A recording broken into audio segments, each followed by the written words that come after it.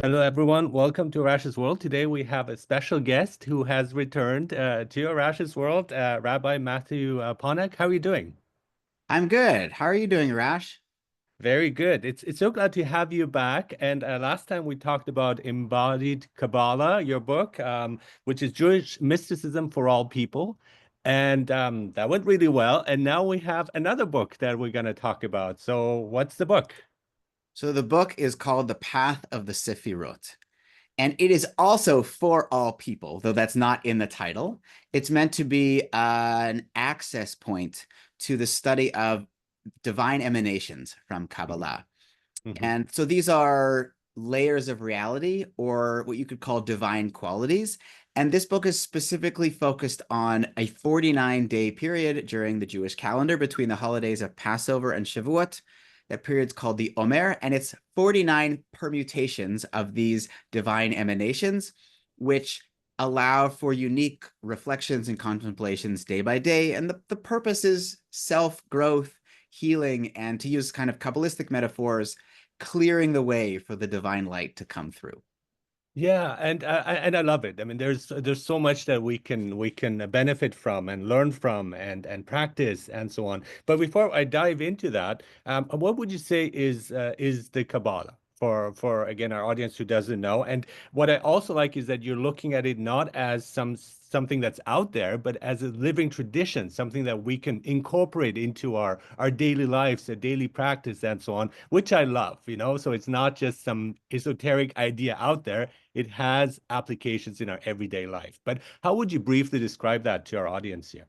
Yeah. And I really like that you're highlighting that the fact that it's a living tradition. I say that in the preface of the book, and it's Mhm. very important because sometimes we humans have a desire or an innate tendency to idolize the past and Mhm. freeze it there as opposed to understanding that everything evolves and everything changes and grows. Mhm. So, Kabbalah is a term that refers often to the whole entirety of Jewish mysticism. But it was also a particular movement that arose or that was written down first in the Middle Ages. And it's really a system of understanding the journey between the finite and the infinite. And what Kabbalah, in essence, says is there are many layers and gradations and many different elements of that journey. And so Kabbalah has been popular within the Jewish world since it sort of came onto the scene and evolved and changed in various ways throughout the ages. But it also, starting in the 1400s, Kabbalah has been popular in the Christian world and has had influences and branches and roots that it's grown elsewhere. And so today there's actually many forms of Kabbalah that exist, all going back to the first times it was written down in, let's say, around the 13th century or 12th century in Western Europe. Uh, but that's what it's really about. It's these Mhm. divine emanations, these Sephirot, and how they can impact our lives and represent different stages of our journeys and different divine qualities we can encounter and refine in ourselves.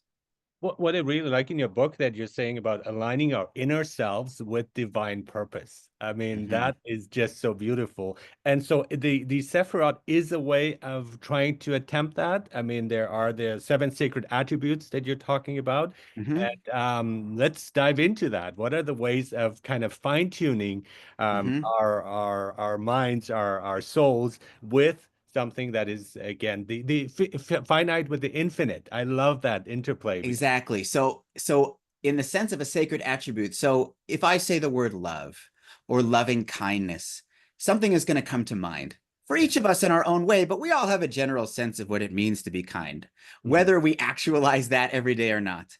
Mhm. So partly in the most practical, most everyday sense, there's a whole week. In fact, we're meeting right now in the week of loving kindness and this counting. The first week is dedicated to that. And conventional loving kindness or love is about being good to people. It's about saying yes to our inherent goodness. It's about noticing that our charity and our generosity can have ripple effects beyond ourselves. There's all these different elements of what it means. But there's also a sense that you'll find in the tradition of a love that is beyond conventional love. Like the Mhm. Sephirah of Chesed, the divine quality of love, is not just that kind of conventional goodness. It is, think about a love that is so great that it can be given to anyone regardless of their actions. right? There's a teaching I'm just learning and teaching about this week from a Hasidic master called the Aptarav, and he says there's two ways that God conducts the world. One of them is if you're good, you get blessings. If you're bad, you get punishments, right? That sort of conventional, like karmic view of like we know it doesn't always work like that, but he says that's one way God works. And he says the other way God works, and that's associated with this holiday of Passover we're in right now, with this greater love, where that people receive love regardless of who they are or what they quote unquote deserve. Can we tap into that, to this great love, this higher love that can we embody that, right? That's part of the quest of this kind of not just conventional chesed, conventional loving kindness, but the sacred attribute of love goes beyond ordinary love, right? Yeah. And this is about tapping into that Yeah, and and I being love that the emissaries or micro, channels of it. the Yeah. micro with the macro, because I mean, I see that with myself. I've become much more positive in my outlook and much more patient, calmer, more loving, and that's just me. But and there are these repercussions around me, and I see Mm-hmm. the effects on the immediate family, on my friends, and so on. So when you're doing that to yourself, when you are changing towards Mm-hmm. love and all the kindness, as you're saying, it has that ripple effect throughout the world. So basically, you're changing the whole world that way. Absolutely. That's so part of the goal of this practice. And this is not just in my approach to it in this book, but in the traditional sense, is healing the world. Mhm. And where do we start? For most of us, we start with ourselves, right? Exactly. Because none of us, as embodied beings, as physical beings in this dimension, are perfect. Mhm. So there's always opportunity to heal that brokenness, to look at what isn't right. And so, yeah, day by And that's day, tikkun, that's tikkun. Yes, this word, tikkun, right? exactly. Right. Tikkun. Yeah, Yeah. it is about, that means healing or repair. And we can heal the world by healing ourselves. It's all interconnected. Yes, absolutely. So let's dive into them. I mean, there are Mhm. 7 weeks, and 7 times 749. I love the math Exactly. involved with Yes, it there's too, great right? math here. I Very love, there's a lot of detailed. math in Kabbalah. Yeah, Right. numbers. So, And seven is a number, is my second favorite number. So that's ooh, what's perfect, your right? favorite number, if I might 11. ask? 11. 11. Okay, I was that's a born good in number. 11/11, so Oh, I wow. Very yeah, nice. yeah, Very cool. So, 7, there are 7 days in the week. that's right. It's this kind of number that signifies wholeness. Mhm. So the legend goes that on the first night of Passover, which was the Exodus, when the Israelites were first taken out of Egypt, they were brought up to this really high spiritual level associated with the number 50. That's sort of beyond the 7. It's this beyond space, beyond time kind of realm where it's all good and it's all one, that kind of spiritual level. But then the next day they were sort of more themselves again, like the day after kind of thing. And so these 49 days are then 49 journeys to reclaiming that wholeness through work, not just through the blessing of, because we exist, we get to be blessed with this high level of 50, but now we get to work day by day towards that goal. That's one way of Yeah. understanding. I love how 50 is the integration of integration. I love that term. Yes. You're Yes. integrating integration. Absolutely right. Yeah. Yes. So the 7 in, I'll give the bird's eye view and we can go wherever you like Mhm. from here. But so 7 weeks means that each week is associated with one of these 7 divine qualities. And because there's 7 days in a week, each day of every week has also one of these 7 within them. So the first week is the week of loving kindness, and day 1 of every week is the loving kindness day. So day 1 will be loving kindness of loving kindness. Mhm. That's the love that emerges from love. Right. And so the second week is associated with boundaries. Mhm. That is, if week 1 is saying yes, expansiveness, week 2 and day 2 of every week is saying no, but not with anger or wrath, saying no with equanimity. Can we have the sacred no? That's Mhm. the cultivation of week 2. Yeah. Week 3 is about harmony. It's about a sense of peacefulness and calmness. And it's also about the balance between yes and no. Mhm. Because in this system, to be compassionate isn't just giving things to people who are in need, it's also setting boundaries with people that ought to have boundaries, right? Mhm. That compassion is a combination of the yes and no energy. Mhm. And also, that week is associated with just the sense of well being and calm and good state from which all of the other qualities can arise. Mhm. Week 4 and day 4 of every week is about holy action. That is a type of striving that isn't conditioned upon what we're encountering, which might be obstacles. It's can we have a sense of real mission and purpose and going forward energy? Week 5 and now day 5 every week is associated with yielding. Again, it's that counterbalance to the action. Can we be abiding? Can we accept? Can we have gratitude for what is right now and patience? It's holy waiting, if you will. Mm-hmm. Then we have week 6, and day 6 of every week is about connection. We might have access to all these wonderful qualities, but can we teach that to others? Can we be in harmony with people? Is there a connection point, like a synaptic node between two neurons, that one neuron might have all of the great insight and energy, but if it can't connect, where are we? And finally, the last day of every week and the final week is all about integration. So, for example, it's called receiving in this system. It's the Hebrew word is shekhinah. It means something like presence. And there's so many great associations with all of these. I had to boil them down for the sake of a fairly accessible day-by-day book. But receiving at the end of each week, it's about, do I deserve love? Like, is there something blocking love from just being part of who I am? Do I deserve to have boundaries, right? And then the last week is all about integrating, looking back on all of these weeks, all of these cultivations of love, boundaries, harmony, action, yielding, connection, and saying, what really can live within me that I can keep going forward with to integrate that particular quality. And as you said, the very last day is the integration of integration. Mm-hmm. Right? What's next on the journey? And it's really well written, and it's like it's a self-help book, but with a mystical bent there. And Yeah, I find thanks. Yeah, really that's a good cool. way of summing up the genre, I think, on this one in particular. The last book was more scholarly and academic. It was things that I really and still deeply believe in, but it was more thoughts, more Yeah, words, more exactly. content. And this one is digestible. It could be put out eventually as like a flip calendar almost, Exactly. day by Yeah. day, like piece by piece. And some people are using it for the cycle of the 49 days, and others are just counting it day by day. Really, like there's no rules here. I think people should engage with it in however's going to be helpful for And them. you have questions in daily contemplation, and I want to quote some of them that I Please, found yeah, very, I'm very honored. cool. Yes, go ahead. So, be compassionate to yourself by being disciplined.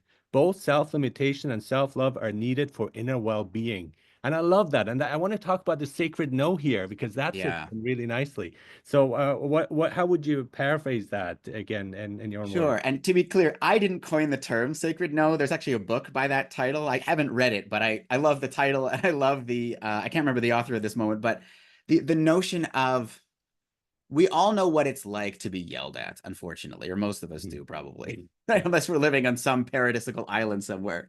Mhm. And we know what it's like to be angry at others and to yell at them or worse, right?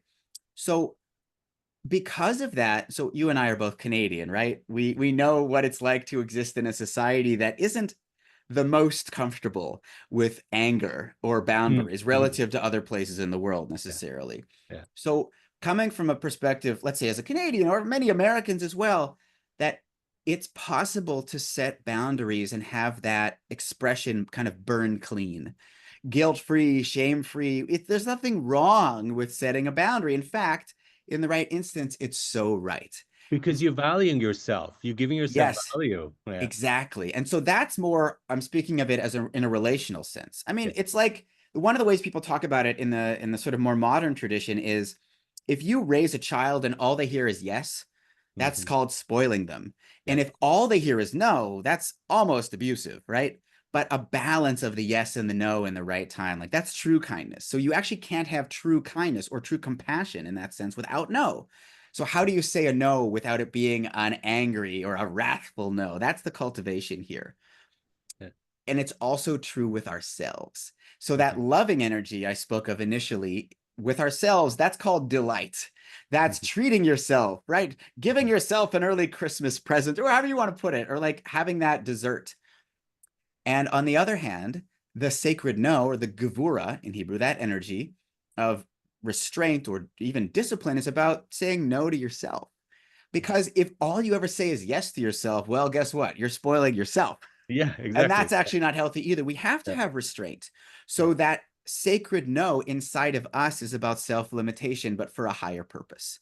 Yeah. It's about being our best selves and being healthy and all of that. So the balance of the love energy and the boundaries energy, the yes and the no, allows us to enter into a state of harmony in ourselves and in our relationships to the outside world.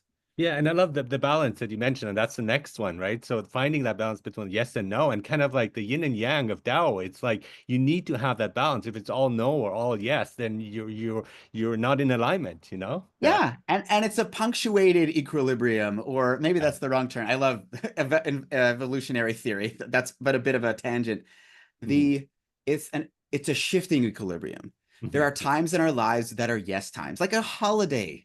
If we're on vacation or just a celebratory time in our lives, we're at a birthday party, that's a yes moment. Mhm. But Mhm. if we're trying to study for that exam or have a big project with our work, that's kind of the no energy time. It's we're saying no to invitations perhaps in those moments. And so there's times for either. But Yeah.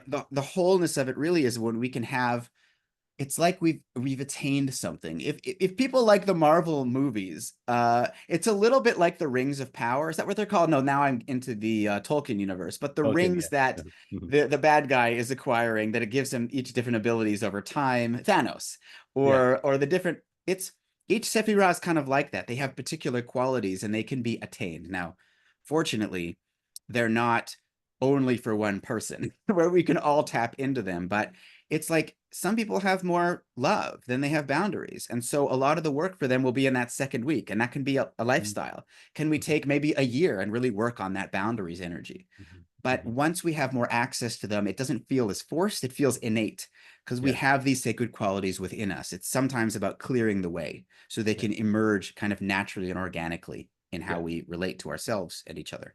Yeah, and just to give an example, like people pleasing, that's good, but not on a constant basis, right? You Yes, have to but find that balance there. yes, but sometimes people pleasing is very helpful. That's right. Actually, we shouldn't deny that. That's like day Yeah. 2 in this whole 49-day cycle. It's the Yeah. boundaries that emerge from love. Mhm. So it turns out if you're nice to someone, overly nice, and they're actually kind of a scary, dangerous person, and you need to almost please them in that moment so you can then get away. That's actually a good tool to have in our tool belt. But Yeah, if that's the only way we can deal that's with right. people, let's say it's a bully in your own home, like that's not going to work in the long term. Mhm. So, right, Exactly. it's about all these different tools. Now, also, sending away critics makes room for your inner voice to emerge. And Mhm. are you talking about critics, outside critics, or the inner critic, or both here? Well, it turns out that those two things are related. Yes. But when I it's funny, I haven't memorized my book, so I'm not sure exactly which page you're looking at, but the way that that appears or sounds to me when you read it out, you can tell me which page is it on. I could look it up too, but um, the it sounds I'm thinking about inner critics there Yeah. Okay. often, and Yeah. so but our inner critic, those parts of us that are really judging us, are Mhm. often very informed by our external reality as we That's grow right. up, especially and possibly even intergenerationally, something subtle that can come through that our parents or grandparents aren't aware of. The notion is though that there's a lot of energy from that critical voice. Mhm. And if we can work with it by not just learning from it, but actually sending it away, not in an overly wrathful way, but we can actually set boundaries with the inner critic voice. And Mhm. once we can tame it more, if you will, there's some of that energy we reclaim, but it also gives access to less distraction. If the ruminations calm down, we can hear our authentic self in a Yeah. more clear Yeah. way. And but it is the same if you're at a dialogue, let's say, and someone's really harsh there and they Yeah. don't want a dialogue, they want to yell or they want to control. Creating limitations in the external sense can allow space for more meaningful, fruitful conversation. And compassion is the key word here too, because both from the critic as well as towards the inner critic, finding that compassion of like really understanding, like, this is sounds harsh, but there is some good ideas there, some good intention. So yeah, there's when it comes to inner critic work in particular, there's different approaches different people have. I like to combine them, but one is more about listening and Mhm. saying, well, what does the inner critic really want from us? It sounds Exactly. harsh, but That's what what is I it do. actually Yeah. saying? What's it afraid of? Yeah. And the other one is saying, nobody talks to me like that. You may not talk to me like that. And actually, in a sense, training it. And Yeah. I encourage people, perhaps with a guide or something like that, to try out these forms because different moments actually call for different approaches. I have one more. Love Mm-hmm. flows from a peaceful heart. Mm-hmm. I really like that. Yeah, and that would be, I think I've memorized that one. That is the chesed of Tiferet. That is the loving kindness of harmony. Is that correct? I believe so. You I wrote it did not down. note it down, so that's That's okay. In any case, so we can think about cultivating love, like taking extra efforts to bring kindness into our worlds or to ourselves. But there's also this reality that when we're doing well, when we're calm, when let's say we're well fed, well rested, when we're around people we love, all of that, when we're at ease, there's a sense of lovingness that can just naturally emerge. Mhm, So part of the, if you will, strategy to get at having more love in our lives is coming to a place where we can be well. mhm, mhm. And what I've noted here too is the inner alignment with that. That's important. A state of calm. I think that's very important too, and being collected so that you're actually really responding with your heart and your inner voice, like your true authentic self. And often we don't pause to get to that point. We sometimes react immediately or we're on the defensive and so on. So I like that kind of that place that comes really like from a grounded way, that from your Yeah. inner self. Yeah.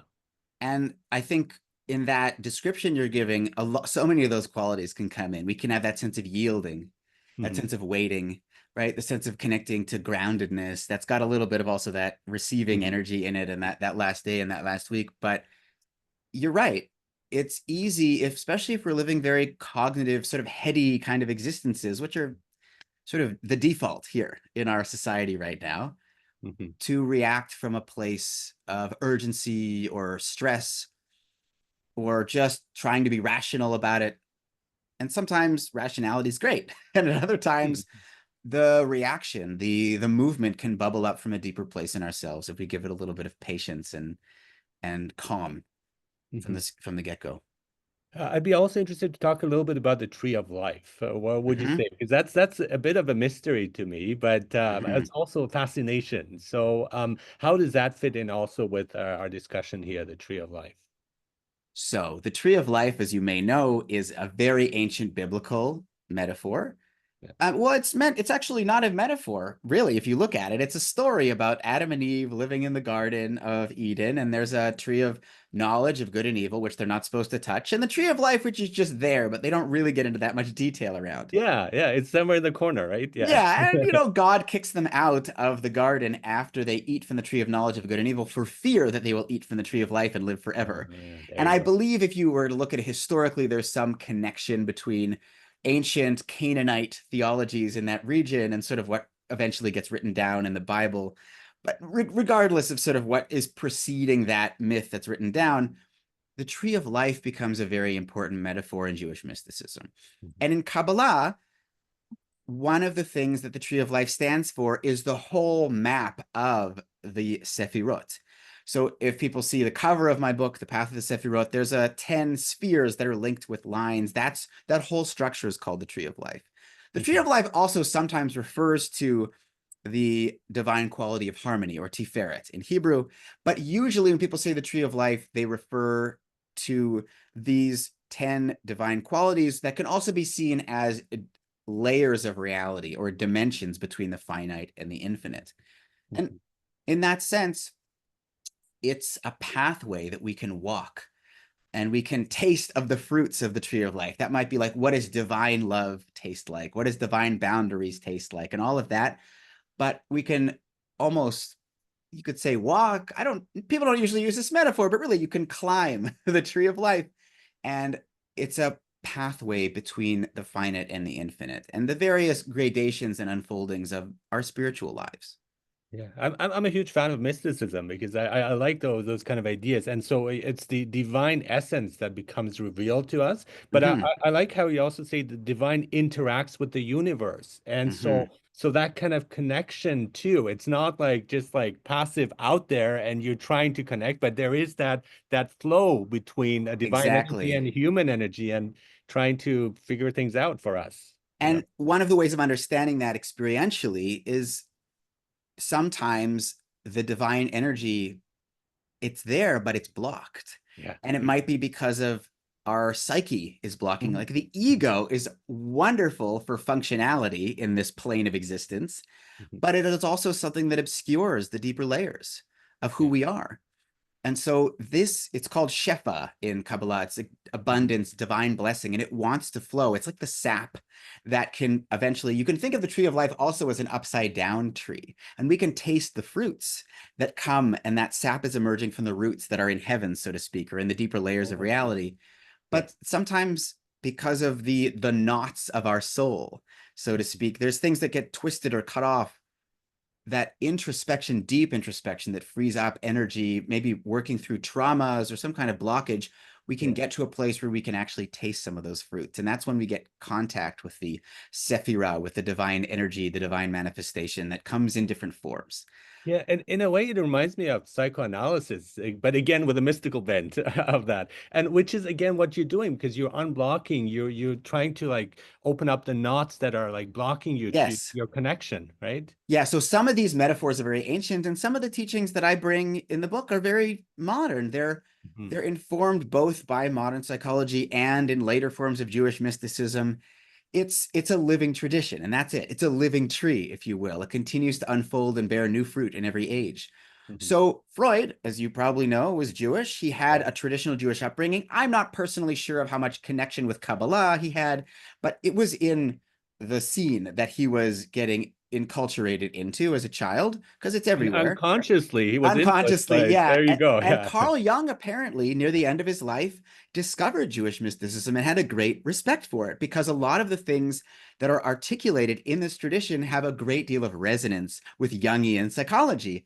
The Mhm. word sephirah, which I translate as divine quality often, or sacred attribute, could also be translated as archetype.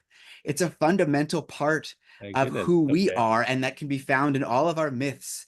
And it's Yeah. this kind of pure energy form that have differentiations between them, but what they share in common is this deep, profound wisdom and role that they play in all of our lives. Yeah, wonderful. So the book is The Path of the Sephirot, a 49-day Omer Counter for spiritual growth and inner balance. So you are mentioning those things in your book title.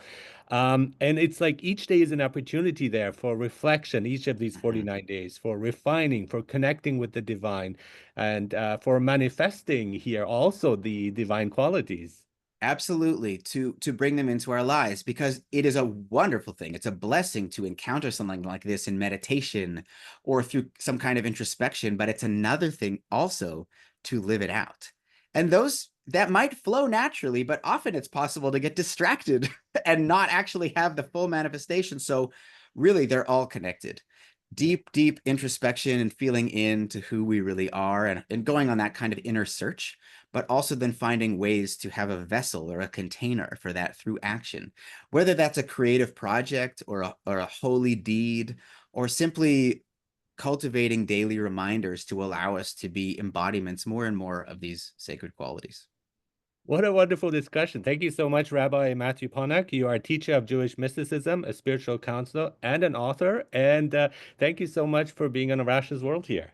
Really appreciate that, Arash. And if people want to get in touch with me, they can join me at MatthewPonak.com. That's MatthewPonak.com to contact me and find out more about these offerings. And many blessings to you, to all who Thank are you. listening. May you find and embody the divine qualities. Thank you so much.